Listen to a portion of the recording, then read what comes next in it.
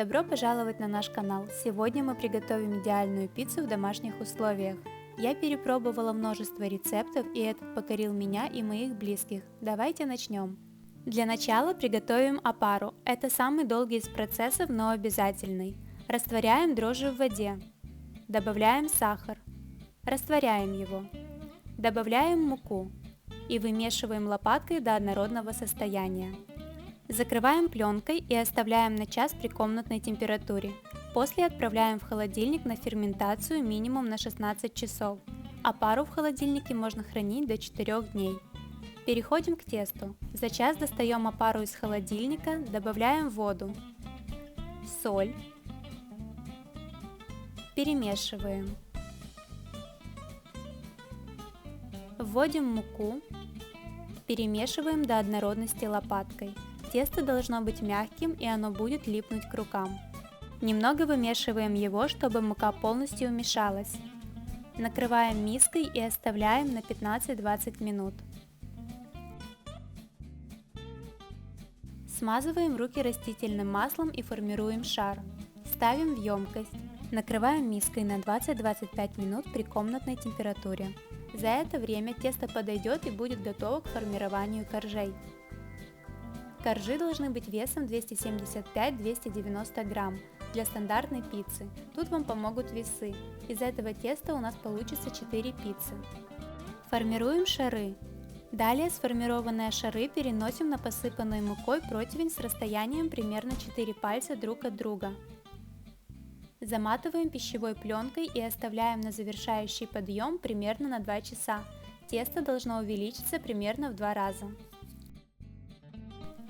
Приготовим соус для пиццы. Вливаем в миску 200 грамм сливок, 200 грамм молока, 200 грамм крем-сыра. Выдавливаем пару зубчиков чеснока. Добавляем 100 грамм пармезана. Я взбила миксером, но лучше хорошо перемешать венчиком. Посыпаем поверхность мукой. Берем первый кусочек теста и аккуратно формируем корж, растягивая тесто от центра к бортикам, легкими нажатиями. Бортик должен остаться пышным. Если готовите в домашней духовке, то заранее разогреваем ее до максимальной температуры. Режим не важен.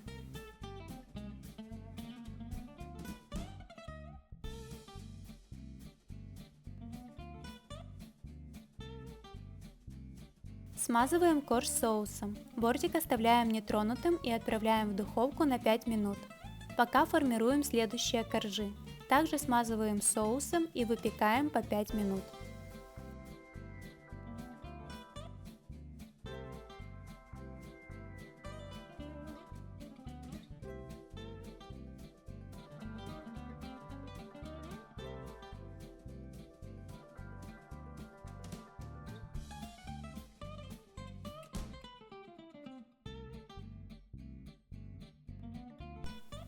На готовые коржи выкладываем начинку. Я покажу вам разные варианты начинки, вы выбирайте по своему вкусу.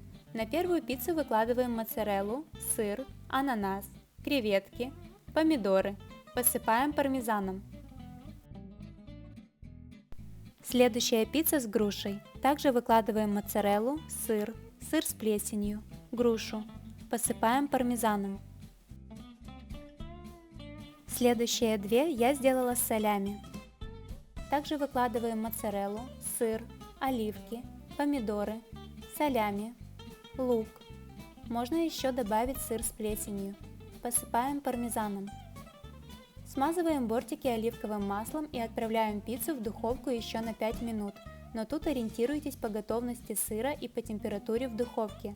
Я выпекала в разогретой духовке на максимальной температуре. Достаем пиццу из духовки и выкладываем рукколу. Пиццу с грушей поливаем оливковым маслом и медом. Остальные пиццы поливаем оливковым маслом и бальзамическим соусом. Надеюсь, вам понравился рецепт. Подписывайтесь на канал и ставьте лайки.